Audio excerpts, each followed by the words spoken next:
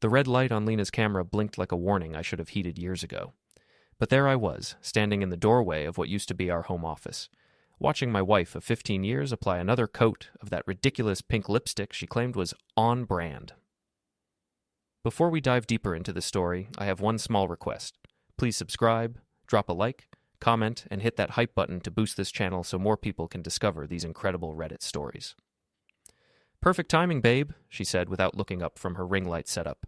The word babe dripped from her lips like poison disguised as honey. "We're about to go live."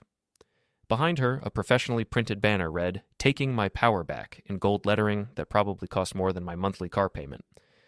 The irony wasn't lost on me. Lena had been taking everything back for months now, piece by piece, dollar by dollar, until I barely recognized the woman I'd married or the life we'd built together. "Lena, we need to talk," I said, but she held up one perfectly manicured finger. 30 seconds, people," she announced to her phone. "Remember, this is about empowerment, authenticity, and showing the world what real strength looks like." Real strength. Right. Because nothing said strength like publicly humiliating your husband for social media clout. The notification sound chimed, and suddenly we were live. Lena's entire demeanor shifted like she'd flipped a switch. Her shoulders straightened, her smile became radiant, and her voice took on that sickeningly sweet tone she reserved for her followers. "Good evening, my beautiful warriors. It's Lena here, and tonight is a very special night. Tonight we're going to witness something incredible together." I watched the viewer count climb. 847, 1,203, 1,891. Comments started flooding in faster than I could read them, but I caught enough to get the picture. Heart emojis, fire symbols, and messages of support for whatever performance Lena was about to deliver. As many of you know, I've been on a journey of self-discovery lately, learning to set boundaries, to value myself, to refuse to accept anything less than I deserve. Her eyes found mine in the camera's reflection, and I saw something cold and calculating there. And sometimes that means making difficult decisions. She reached into her designer purse, a gift from one of her sponsorship deals, and pulled out a manila envelope.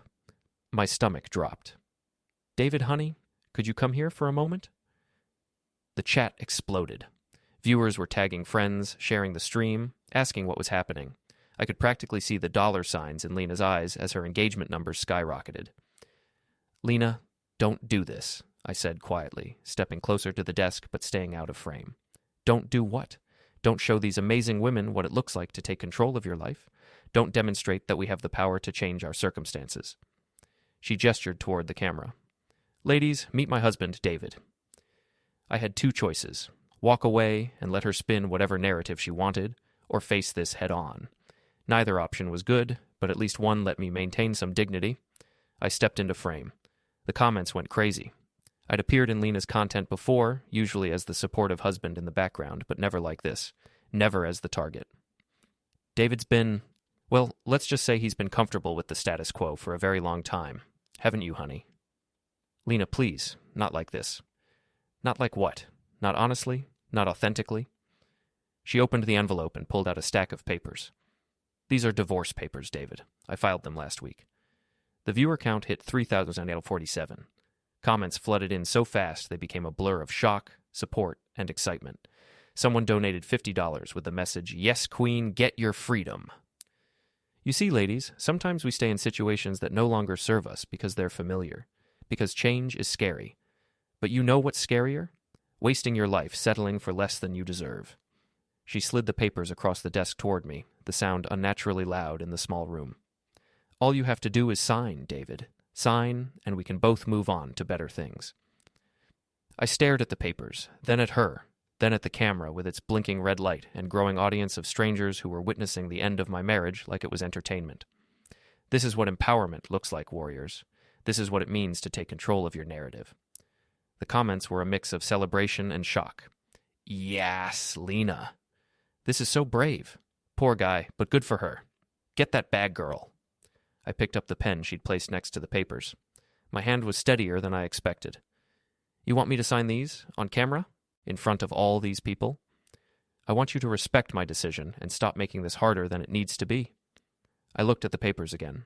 Divorce petition, asset division, custody arrangements, all neatly typed and official, all designed to give Lena exactly what she wanted while leaving me with scraps. "You know what, Lena? You're absolutely right." I signed my name with a flourish. The chat went insane. Donations poured in. Lena's smile was triumphant, victorious, like she'd just conquered a mountain instead of destroying a family. "Thank you, David. I know this isn't easy, but—" "Oh, it's not hard at all," I said, setting the pen down carefully. "In fact, it's probably the smartest thing I've done in years." Something flickered in her expression, but she recovered quickly. "Well, there you have it, warriors. Sometimes the most loving thing we can do is let go. Sometimes—" I walked out of frame and headed for the door, but I paused at the threshold and looked back at the camera. "Congratulations, Lena. You just got everything you wanted." Her smile faltered for just a second, but the viewers were too busy celebrating to notice. "And now you get to keep it all by yourself." I left her there with her audience, her banner, and her divorce papers. But as I walked down the hallway, I was already thinking ahead. Lena thought she'd won, thought she'd gotten the better of me in front of thousands of witnesses. She had no idea what she'd actually signed up for. Let the games begin. The next morning, I woke up in the guest bedroom to the sound of Lena's phone buzzing incessantly. Through the thin walls of our suburban home, I could hear her voice, animated and excited, probably doing interviews with whatever morning shows had picked up her empowering divorce announcement. I grabbed my own phone and did what any rational person would do in 2024. I checked social media. The clip was everywhere. Influencer Serves Divorce Papers Live had been picked up by entertainment blogs, relationship podcasts, and even a few news outlets. The comments were a mix of praise for Lena's authenticity and criticism of her methods, but they all had one thing in common. They were talking about her. Mission accomplished, I supposed. My phone rang. Jake Morrison, my best friend since college and the closest thing I had to a brother. "Dude, what the hell happened last night?" "You saw it?" "Everyone saw it. Sarah showed me the clip this morning. She's pretty upset about how Lena handled things." Sarah was Jake's wife, and she'd never been Lena's biggest fan. Something about fake positivity and performative feminism, though she'd always been polite enough to keep those opinions to herself. "Where are you staying?" Jake asked. "Guest bedroom for now. The papers give me 30 days to figure out living arrangements." "Come stay with us. We've got the spare room, and honestly, Sarah's already making up the bed." I appreciated the offer, but I wasn't ready to leave yet, not when there was still so much work to do. "Thanks, but I'm good here for now. Besides, someone needs to keep an eye on things." "What do you mean?" "Nothing, just making sure everything gets divided fairly, you know?" After I hung up, I made coffee and settled into my home office, the one room in the house that Lena had never bothered to redecorate or claim for her content creation. It was still mine, filled with my computers, my books, and most importantly, my work files. I'd been a cybersecurity consultant for 8 years, ever since I'd left my corporate IT job to go freelance. It was steady work. Companies always needed someone to test their systems, find vulnerabilities, and help them patch security holes. The irony was that I'd spent my career protecting other people's digital assets while completely failing to protect my own marriage. But cybersecurity had taught me a few useful skills over the years, like how to trace digital footprints, how to recover deleted files, how to find information that people thought was hidden. I opened my laptop and got to work. It didn't take long to find what I was looking for. Lena had never been particularly careful about digital security. She used the same password for everything, never cleared her browser history, and had a habit of staying logged into her accounts on our shared devices. The text messages were the first thing I found. Months of them, going back to January. Chase Williams, her business manager. The guy who'd supposedly been helping her monetize her growing social media presence and book-speaking engagements. January 15th. Chase. Last night was incredible.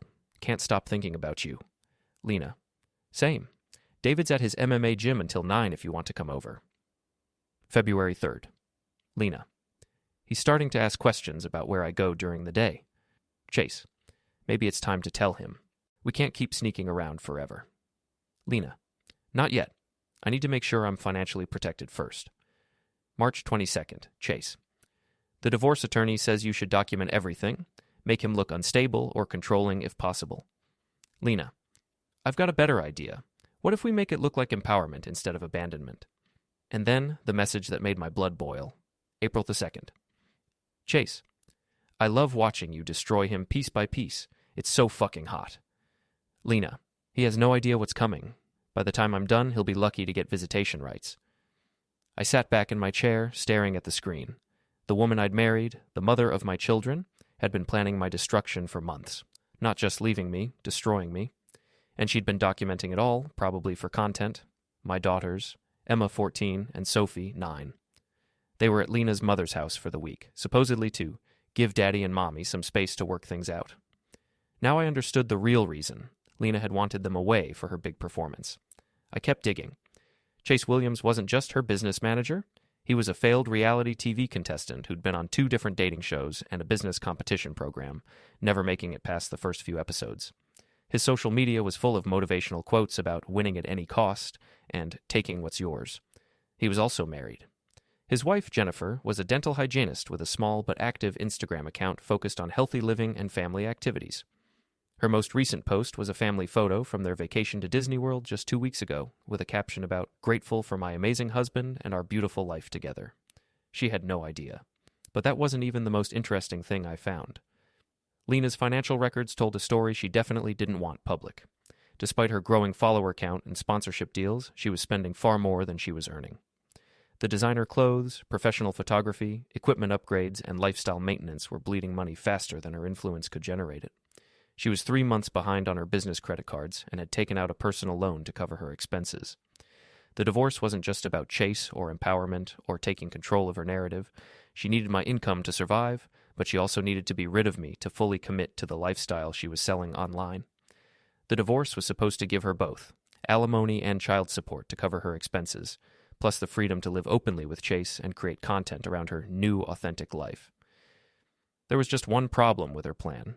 She'd never actually read the papers she'd made me sign on camera. I pulled up the documents and smiled for the first time in months.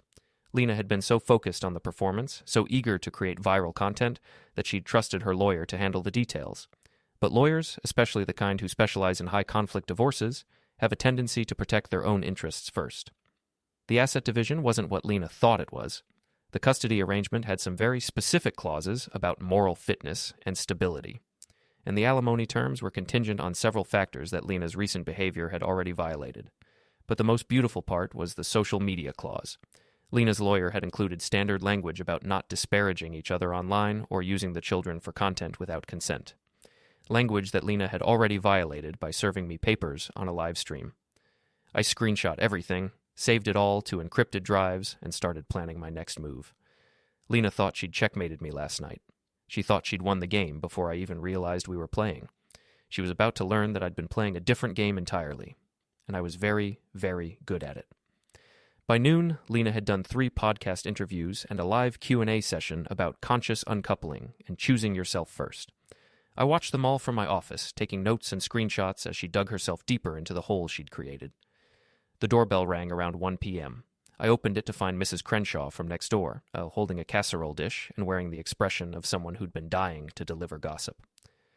"David, honey, I just wanted to check on you after last night." Mrs. Crenshaw was 73, widowed, and had made neighborhood surveillance her full-time hobby since retiring from her job as a high school principal. She knew everyone's business, from who was having affairs to who was behind on their mortgage payments. "That's very kind of you, Mrs. Crenshaw. I hope you don't mind me saying, but I never liked how that woman treated you. Always with those cameras, always performing. A real wife doesn't need to broadcast her marriage to the world." She handed me the casserole, tuna noodle, still warm, and leaned in conspiratorially. "And between you and me, that business manager of hers has been coming around an awful lot lately, usually when you're at the gym." "Is that so?" "Tuesday and Thursday evenings, like clockwork. Drives that flashy red car, parks it right in your driveway like he owns the place." Her eyes narrowed. "Some people have no shame." I thanked her for the casserole and the information, though I already knew about Chase's regular visits. What I hadn't known was that the neighbors had noticed too. After Mrs. Crenshaw left, I called my own lawyer. Not the mediator Lena had suggested we use, but Patricia Wong, a family law attorney with a reputation for being thorough, aggressive, and very expensive. "David, I've been expecting your call. I saw the video." "And?" "And your wife just handed us enough ammunition to rewrite this entire divorce settlement. Serving papers on a live stream, violating the social media clause before the ink was even dry, using your personal business for commercial content without consent. It's almost like she wanted to lose. What are my options?" "Well, we can file a motion to invalidate the current agreement based on the circumstances under which it was signed. Public coercion, lack of proper legal representation present, violation of privacy. Take your pick." "What about the financial stuff?" What financial stuff? I told her about the credit cards, the loans, the spending patterns.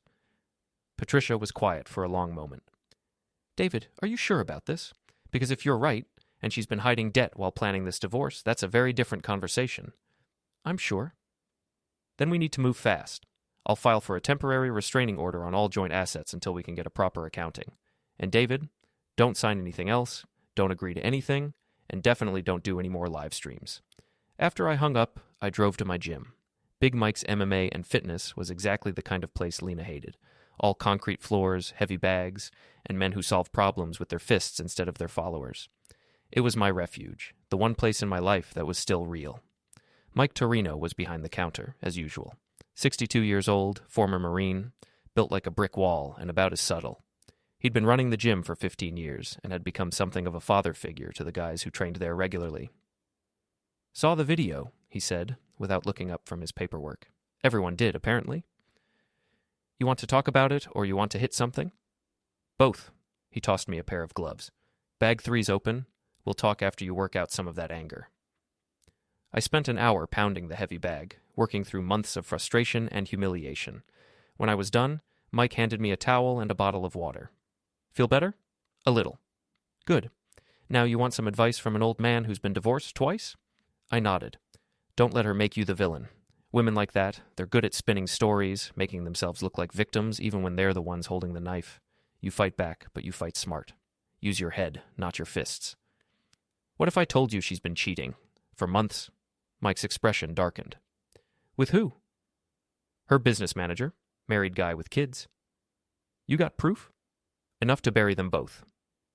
Mike was quiet for a moment, then nodded. Then you bury them. But you do it right, legal, clean. You make sure when the dust settles, everyone knows who the real villain was. I left the gym feeling clearer than I had in weeks.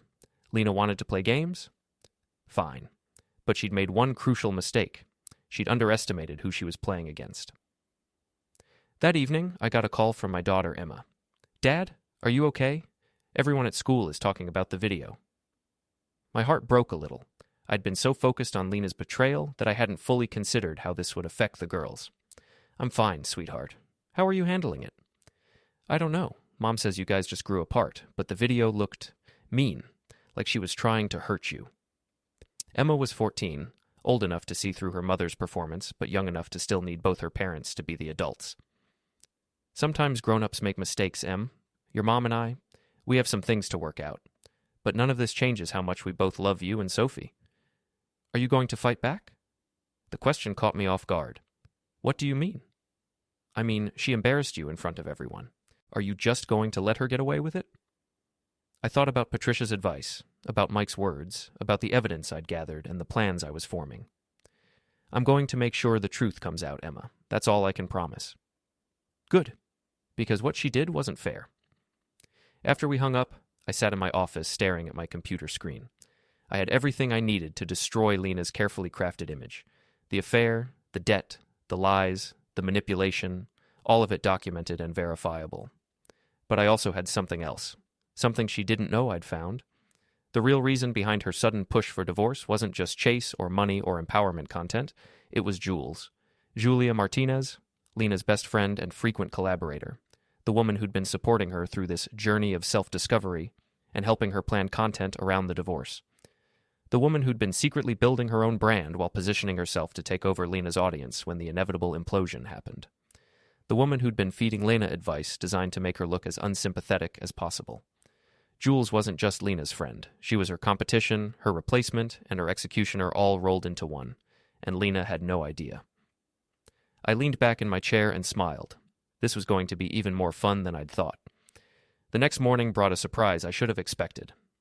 I opened the front door to find a process server holding papers that would freeze all our joint assets pending a full financial review. Patricia had moved fast. David Chen? The man asked. That's me. You're being served with a temporary restraining order regarding marital assets. Have a good day. I took the papers and closed the door, then waited. It took exactly 12 minutes for my phone to start ringing. What the hell did you do? Lena's voice was shrill, panicked. Gone was the calm, empowered influencer from her live streams. Good morning to you too, Lena. The bank just called me. They've frozen our accounts. All of them. I can't access anything. That's unfortunate. Don't play dumb with me, David. I know you did this. Fix it, now. I can't fix it, Lena. It's a court order. We both have to wait for the financial review to be completed. Financial review? What financial review? We agreed on everything. Actually, we didn't agree on anything. You served me papers on a live stream and demanded I sign them. My attorney advised me that wasn't exactly a legally sound negotiation process. The silence on the other end stretched for a long moment. You got a lawyer. I got a very good lawyer, Patricia Wong. Maybe you've heard of her? Another pause. Lena had definitely heard of Patricia Wong. Everyone in our social circle had heard of Patricia Wong. She was the lawyer you hired when you wanted to win, not when you wanted to play nice. This is ridiculous, David. You're being vindictive. I'm being careful. There's a difference. I have bills to pay, commitments. You can't just... Actually, I can. And I did. Maybe next time don't serve divorce papers as entertainment. I hung up and immediately called Patricia. How long before she lawyers up properly? I asked. She already has. Sharon Kellerman called my office an hour ago, screaming about harassment and intimidation. I told her to file a motion if she didn't like our approach. Sharon Kellerman was exactly the kind of lawyer I'd expected Lena to choose. All flash and media presence, more focused on winning in the court of public opinion than in actual court. What's our next move? Discovery. We request everything. Bank statements, credit card records, business expenses, income documentation, the works. And David? We're also going to request her social media analytics and revenue reports. Can we do that? She made her personal life a business. Her divorce announcement was monetized content. That makes her social media presence a marital asset, subject to division. I could practically hear Patricia smiling through the phone. This is going to be fun. That afternoon, I decided to do some reconnaissance. Chase Williams worked out of a shared office space downtown, one of those trendy co-working facilities with exposed brick and artisanal coffee. I parked across the street and waited. He emerged at 3:30 p.m., exactly when his Instagram story had said he'd be leaving for his afternoon motivation session. Chase was nothing if not predictable.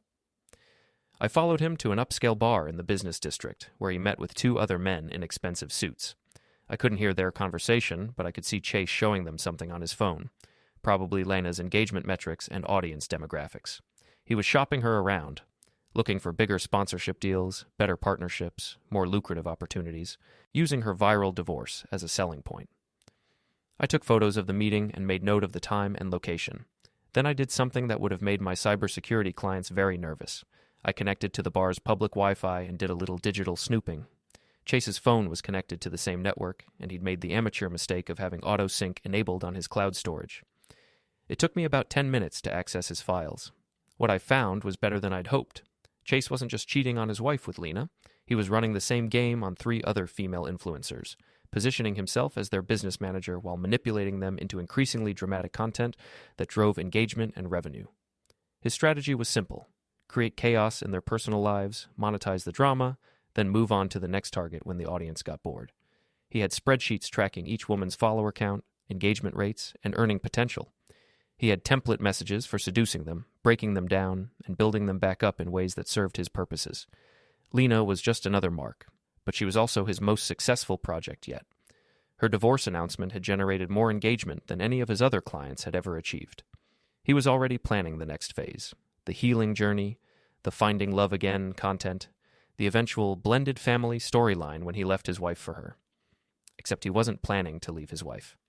That was just another lie, another manipulation designed to keep Lena invested in the relationship while he extracted maximum value from her audience. I downloaded everything and sent it to Patricia's secure server. Then I called Jake. I need a favor. Name it. Remember your friend Tony?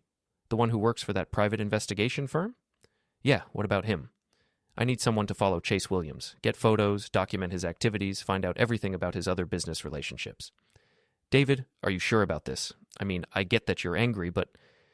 Jake, this isn't about anger. This is about protecting my daughters from a man who sees their mother as a business opportunity, a man who's going to destroy her life for content and then move on to his next victim. Jake was quiet for a moment. How bad is it? Bad enough that I'm starting to feel sorry for Lena, and you know how I feel about Lena right now. I'll call Tony. That evening, I got a text from Emma. Mom's freaking out about money. She keeps saying you're trying to ruin her life. Is that true? I stared at the message for a long time before responding. I'm trying to make sure everyone gets treated fairly, that's all. She's scared, Dad. I've never seen her like this. Sometimes people get scared when they realize their actions have consequences, Em. That doesn't make those consequences wrong. Are you going to take us away from her? And there it was, the question I'd been dreading, the fear that was probably keeping both my daughters awake at night. No, sweetheart. Whatever happens between your mom and me, you and Sophie will always have both of us. I promise. It was a promise I intended to keep, even if it meant destroying Lena's carefully constructed world to do it, because she'd made one critical error in her planning. She'd assumed that I would just roll over and accept whatever she decided to do to me. She'd forgotten that I was the man who'd built the life she was so eager to escape from, the man who'd supported her dreams, enabled her ambitions, and protected her from the consequences of her choices for 15 years. She was about to remember why that protection had been so valuable, and why losing it was going to cost her everything. The shit hit the fan on a Tuesday. I was at the gym when Patricia called with news that made me stop mid-rep on the bench press. Sharon Kellerman just filed an emergency motion claiming you're hiding assets and manipulating the system. She's asking for immediate enforcement of the original divorce agreement and wants the asset freeze lifted. Can she do that? She can try. But David, there's something else. Lena's been posting about this on social media. She's claiming you're financially abusing her, using the legal system to control and intimidate her. It's getting a lot of attention. I finished my set and sat up, wiping sweat from my face. What kind of attention? The bad kind. For her. Her comments section is turning into a war zone. Half her followers are supporting her, but the other half are asking some very pointed questions about why she's suddenly broke if her business is so successful. After I hung up, I checked Lena's Instagram. She'd posted a tearful video titled "When Empowerment Becomes Punishment," in which she claimed I was using my tech skills and male privilege to financially terrorize her. The comments were exactly what Patricia had described, a battlefield. Why don't you just get a real job instead of begging for donations? Girl, if you can afford those designer clothes, you can afford your own lawyer. Something doesn't add up here. Why would he freeze the accounts if he was the one who wanted the divorce? Wait, didn't she file for divorce? Why is she acting like the victim? But the comment that caught my attention was from someone with the username AwanaTruthSeeker2024. Interesting how Jules Martinez just announced her new Authentic Living brand right when Lena's having all these problems. Almost like she saw this coming. I clicked on the profile. It was a burner account, created just days ago, but whoever was behind it was asking all the right questions. Questions about Jules's sudden business launch, about the timing of Lena's divorce announcement, about the suspicious coincidences that were starting to add up. Someone else was connecting the dots. That evening, Jake called with an update from Tony, his private investigator friend. "You're not going to believe this," Jake said. "Chase Williams isn't just cheating on his wife with Lena. He's got at least 2 other women on the hook, both influencers, both going through empowering life changes that are generating massive engagement for their content." "I know. I found his files." "Yeah, but here's the part you don't know. Tony followed him to a meeting with Jules Martinez yesterday. They spent 2 hours at a coffee shop going over paperwork and what looked like business plans." I sat up straighter. Jules and Chase know each other? More than that. Tony got some photos of them leaving together, and let's just say their body language was very friendly. Like holding hands friendly. The pieces clicked into place with an almost audible snap. Jules hadn't just been manipulating Lena. She'd been working with Chase the entire time. They were partners running a long con designed to destroy Lena's life and business so Jules could swoop in and take over her audience. "Jake, I need you to send me everything Tony has on Jules and Chase. Photos, timeline, locations, everything." "David, what are you planning?" "I'm planning to give Lena exactly what she asked for. The truth, broadcast live for everyone to see." I spent the next 3 days preparing. Patricia filed our response to Sharon's motion, including a detailed breakdown of Lena's hidden debts and questionable expenses. I compiled all the evidence about Chase's manipulation and Jules's betrayal into a comprehensive timeline, and I waited for the perfect moment to deploy it all. That moment came on Friday evening when Lena announced a special live stream titled "My Truth, Fighting Back Against Financial Abuse." She'd clearly been coached by Sharon on what to say and how to say it. Gone was the tearful victim from earlier in the week, replaced by the fierce, empowered woman her followers wanted to see. "I want to be very clear about what's happening here," she said to the camera, her makeup perfect and her lighting professional. "My ex-husband is using the legal system to punish me for having the courage to leave an unhappy marriage." The viewer count climbed. 2,847, 3,421, 4,556. He's frozen our bank accounts, hired an expensive lawyer to intimidate me, and is trying to paint me as financially irresponsible when all I've done is build a successful business that threatens his need to control me. Comments poured in with support and outrage on her behalf. Donations started flowing. This was Lena at her best. Vulnerable but strong, relatable but aspirational. But I want you all to know that I'm not going to be silenced. I'm not going to let fear or intimidation stop me from living my truth and sharing my journey with all of you. That's when I made my move. I'd been watching the stream from my office, and I knew Lena well enough to predict her patterns. She always took a break about 20 minutes in to check her comments and donations, usually leaving the stream running while she stepped away from the camera. I called the house phone. She answered on the second ring, thinking it might be Sharon or Chase or one of her other supporters. Hello? Hi, Lena. Great stream tonight. Her face went white. She was still on camera, still live, and her viewers could hear both sides of the conversation through her phone. David, I'm in the middle of... I know, I'm watching. Very compelling performance. Really selling the victim narrative. The comments exploded as viewers realized they were witnessing an unscripted confrontation. What do you want? I want to help you with your truth-telling mission. See, I've discovered some truths of my own lately, and I thought your audience might find them interesting. She reached for her phone to end the stream, but I'd anticipated that too. I wouldn't do that if I were you, Lena. Your followers are going to want to hear this. Hear what? About Chase? About Jules? About the real reason you wanted this divorce? The color drained from her face completely. I don't know what you're talking about. Sure you do. You know about Chase's other girlfriends, the spreadsheets where he tracks your earning potential, the business plan he and Jules have been working on to take over your audience after they destroy your credibility. The viewer count hit 6,000. The comments were a blur of shock and confusion. You're lying. Am I? Then why don't you call Chase right now and ask him where he was yesterday afternoon? Ask him who he was with and what they were planning. Silence. Lena stared at the camera, then at her phone, then back at the camera. Her perfectly crafted image was cracking in real time, broadcast live to thousands of people. Or better yet, I continued, why don't you ask Jules? Ask your best friend why she launched her new brand right when your life started falling apart. Ask her why she's been giving you advice that makes you look unstable and unsympathetic. Stop.